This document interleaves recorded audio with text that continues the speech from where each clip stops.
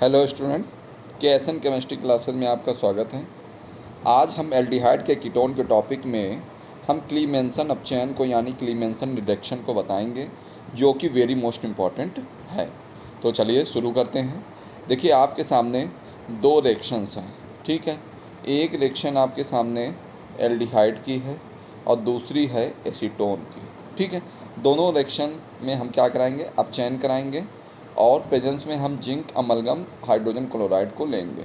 तो देर नहीं करते हैं, चलिए शुरू करते हैं। तो देखिए, पहली रिएक्शन आपके सामने आई है।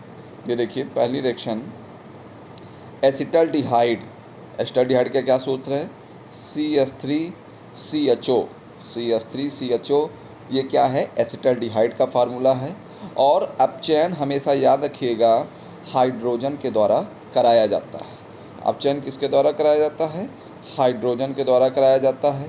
और उपस्थिति में जिंक अमलगम, अगर जिंक मतलब Zn, अमलगम जब भी शब्द आ जाए तो आप जान जाइएगा Hg की बात कर रहे हैं, यानी पारा मरकरी की बात कर रहे हैं। और साथ ही साथ हाइड्रोजन क्लोराइड लेंगे, ठीक है। ये उपस्थिति रहेगी, जिंक अमलगम हाइड्रोजन क्लोराइड, ठीक। इधर क्या होगा, आप बहुत आसानी से देखिए क्या होगा। आपको यहाँ कितने हाइड्रोजन नंबर आप मतलब कितने हाइड्रोजन दिख रहे हैं? 4 हाइड्रोजन दिख रहे हैं। 4 हाइड्रोजन में से 2 हाइड्रोजन आप ले लीजिए और ये वाला ऑक्सीजन ले लीजिए। तो 2 हाइड्रोजन और 1 ऑक्सीजन मिलके क्या निकल जाता है? जल निकल जाता है। तो ये देखिए आपके सामने जल निकल गया है। अब देखिए यहाँ कितने हाइड्रोजन बचे हैं? हाइड्रोजन कितने बचे हैं? अब आप देखिए यहाँ पर हाइड्रोजन केवल 2 बचे हैं। कितने बचे हैं? 2 बचे हैं। तो दोनों हाइड्रोजन क्या करेंगे, यहाँ पे आपको देखो इस कार्बन CH के साथ क्या करेंगे, इस हाइड्रोजन को, जो ये कार्बन है, इस कार्बन में इन दोनों हाइड्रोजनों को हम जोड़ देंगे। जहाँ पे आपको बिंदी दिख रही है, फिर से देख लीजिए आप लोग। यहाँ पे ये आपको CH दिख रहा होगा, ठीक है। ये CH जो आपको दिख रहा है, यहाँ पर इस कार्बन से जो हाइड्रोजन है, इस हाइड्रोजन में दोनों H को जोड़ देंगे तो ये हो जाएगा CH3। तो देखें यहाँ पर CH3 बॉन्ड CH3। अब नाम देख लेते हैं कैसे इसको पढ़ेंगे। तो यहाँ आपको एक कार्बन दिख रहा और ये दूसरा कार्बन दिख रहा। टोटल नंबर ऑफ कार्बन कितने हैं? 1 और 2 कार्बन है, तो इसको कहेंगे एथ। क्या कहेंगे? एथ। और सिंगल बॉन्ड है बीच में लगा हुआ, आप देख रहे होंगे, तो लगा दिया एन, तो बन गया एथेन, ठीक है। 2 कार्बन है तो एथ, ठीक है, और सिंगल बॉन्ड है तो एन लगा दिए तो बन गया एथेन। बैलेंस की बात कर लें तो आप देखिए हाइड्रोजन इधर कितने हैं? 3 और 3 6, 6 और 2 कितने होते हैं? 8। इधर देख लीजिए 3 और 1 4, और ये देखिए 4 4 4 कितने हो गए? 8। आप दोनों ओर ऑक्सीजन को देख लीजिए, इधर ऑक्सीजन देख लीजिए और इधर ऑक्सीजन देख लीजिए। अगर ऑक्सीजन तीर के इधर उधर दोनों ओर बराबर हैं तो हमारी समीकरण संतुलित समझी जाती है। तो इधर देखिए 1 ऑक्सीजन है और इधर भी 1 ऑक्सीजन है, तो दोनों ओर 1 1 ऑक्सीजन है, यानी हमारी समीकरण क्या है? संतुलित है। अगली रिएक्शन है एसीटोन के द्वारा। देखिए बहुत ध्यान से। अब एसीटोन का क्या सूत्र होता है? ये देखिए, ये क्या है? कीटोन है, C डबल बॉन्ड O, ठीक है। ये क्या है? कीटोन है। और यहाँ पर क्या जुड़ा हुआ है? CH3, ठीक है। एक ही कार्बन से 2 CH3 जुड़े हुए हैं और बीच में यहाँ पर क्या लगा हुआ है? C डबल बॉन्ड O, तो इसको कह दिया एसीटोन। इसका भी अपचयन कराएंगे किसके द्वारा?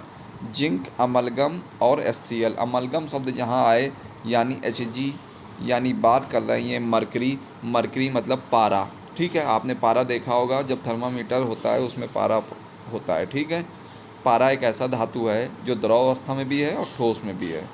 तो देखिए यहाँ टोटल हाइड्रोजन आपको दिख रहे हैं यहाँ 4 में से 2 हाइड्रोजन ले लीजिए और ये ऑक्सीजन ले लीजिए। 2 हाइड्रोजन 1 ऑक्सीजन मिलके क्या निकल गया? जल निकल गया। निकल गया कि नहीं निकल गया? अब 2 हाइड्रोजन बचे हुए हैं। 2 हाइड्रोजन क्या करेंगे? 2 हाइड्रोजन इस कार्बन को हम दे देंगे, तो ये हो जाएगा CH3, ये हो जाएगा CH2 और ये हो जाएगा CH3। तो देखिए यहाँ पर CH3 CH2 CH3। Total carbon कितने हैं? 1 1, ये हो गया 2, ये हो गया 3, 1 2 3। टोटल कार्बन 3 है, तो 3 कार्बन को हमने बोल दिया प्रोप। क्या बोल देंगे? देखिए 3 कार्बन को हमने बोल दिया, 1 सेकेंड, हाँ, 3 कार्बन को बोल दिया प्रोप, ठीक। और सभी के बीच आपको कैसा बॉन्ड दिख रहा है, सिंगल बॉन्ड दिख रहा है ना, तो एन लगा दिया, तो क्या बन गया, प्रोपेन, ठीक। अब बैलेंस की बारी आई तो देख लीजिए हाइड्रोजन, 3 ये हाइड्रोजन, 3 ये हाइड्रोजन, 2 ये हाइड्रोजन, कितने हो गए, 3 3 6 और 2 8 और 2 10। इधर देखिए 3 3 6 6 4 कितने हो गए, 10। मैंने अभी आपसे कहा था कि केवल ऑक्सीजन को दोनों ओर के देख लीजिए, अगर वो बराबर है तो समीकरण संतुलित है। तो देखिए इधर ऑक्सीजन एक है और इधर भी कितने हैं, केवल एक ऑक्सीजन है, ठीक है। तो दोनों ओर एक एक ऑक्सीजन है, यानी हमारी समीकरण क्या है, संतुलित मानी जाएगी, ठीक है। तो इस तरह आपने आज क्लीमेंशन रिडक्शन को देखा।